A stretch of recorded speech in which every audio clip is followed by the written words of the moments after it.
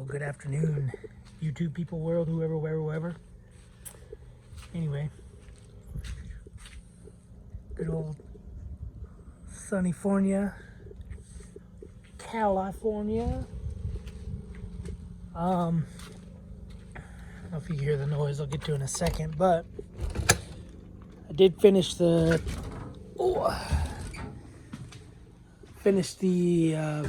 what you can call it, the seats.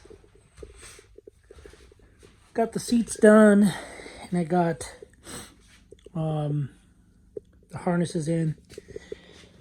Have not gone for a ride yet because I have to get ready to go to work, but they came out really nice.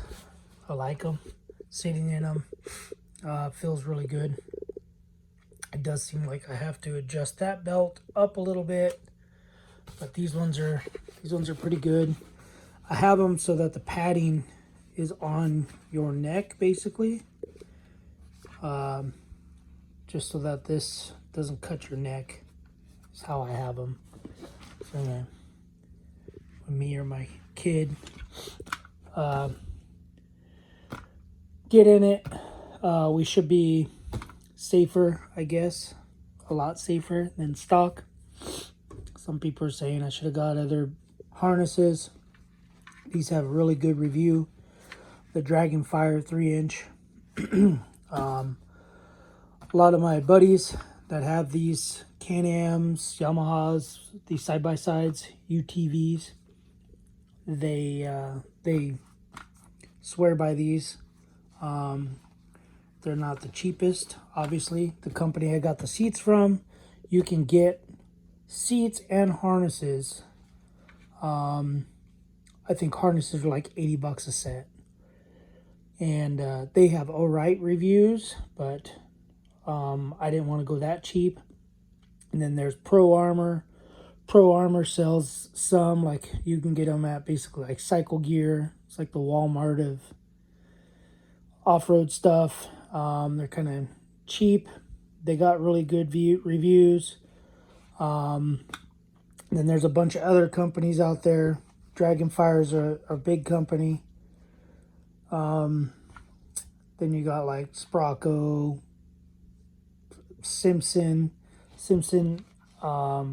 is pretty much had the same review, same breakdown as these, as far as material, quality, and everything. But Simpsons, I think, were like almost 600 bucks.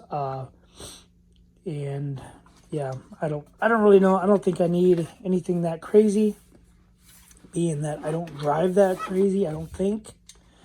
And then I could be wrong. These might work with 5-point. They might not work with a 5-point. So anyway, I am just gonna leave them the way they are and run it.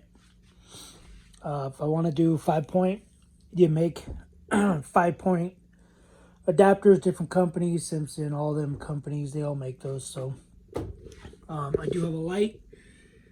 Little dome light, interior light. I do have to wire it in.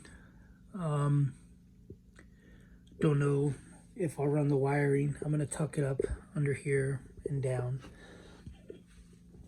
But anyway, I got some other stuff coming for it. I got a slip-on exhaust coming. And it comes with a ECU. I got it for dirt cheap. It is used. I think just the ESC flash and core and everything is like $400 or $500, and that's without the slip-on. So slip-on, it's a Trinity slip-on stage 5, which I think they're all stage 5. And the ECU, got those two things coming. I have a secondary K&N secondary air filter. I know I'm speaking Greek to everybody, but and then I have an airbox spacer. So it's supposed to separate the airbox from the intake where the throttle body is. It's supposed to separate it like an inch. and it's supposed to gain 10 horsepower, but most people are saying they're getting about two horsepower for just that. So then you add the air filter, the tune. The other thing, I do have smog delete stuff coming. So slip on ECU, secondary air filter. I got the spacer, smog delete coming, and then I have front and rear diff fluid coming, and transmission oil coming for it. It's just basically 2050 motor oil.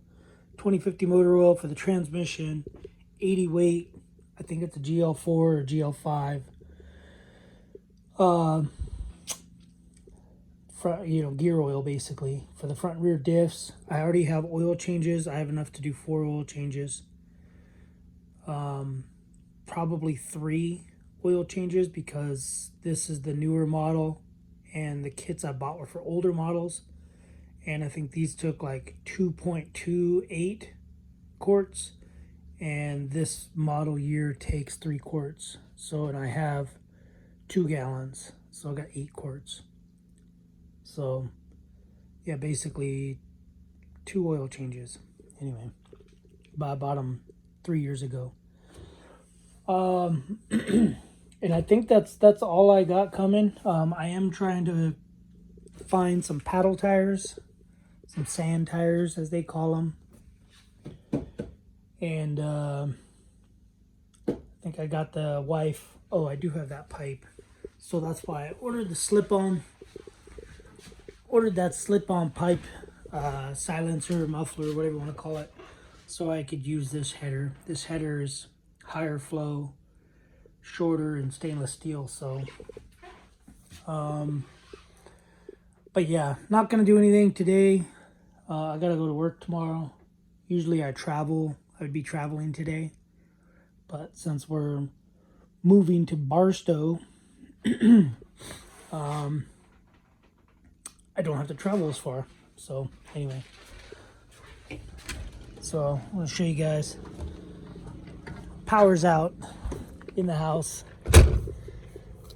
So a little trick I do. It's kind of ghetto. Is what it is. But turn the main breaker off. Turn the main off. It's the first thing. Even though the power's off, still want to turn this off. I turn all the breakers off.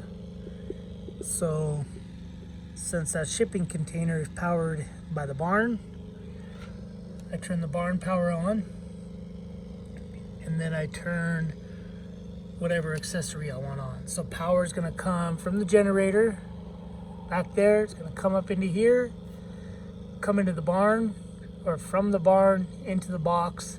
The box is going to feed whatever I turn on from the swamp cooler. Since it's hot, it's actually not that hot. I have the swamp cooler on. My garage was open, so I turned the garage power on and shut the garage, then I turned the power off. So anyway, but yeah, main thing is turn your main off, because if you run power through and they're working on the power lines, the lineman or whoever could get zapped, even though it's whatever voltage it is. But anyway, so turn it off so they don't get zapped, and then so when the power does come back on, it doesn't blow up your inverter on your generator. So they say not to do this. They say you're supposed to get like a little block, basically. I think there's a block, a little tool that goes into here, and you would screw it in to here when it's off. Basically, you would do that so that you can't throw it. You would put a spacing right there. Then you would screw it in with the 2 screws, and then you can't turn the power on unless you remove that block. So I could probably make one, but I'm not dumb sometimes, most of the time. So anyway, turn the power off, and then you can do that. And then all I did was make a male-to-male extension cord. Got this little Harbor Freight generator running, putting in some hard work. Pretty quiet little thing.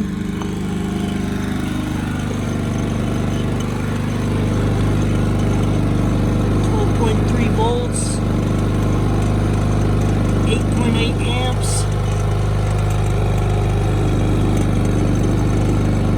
Whatever that is, 107 volts.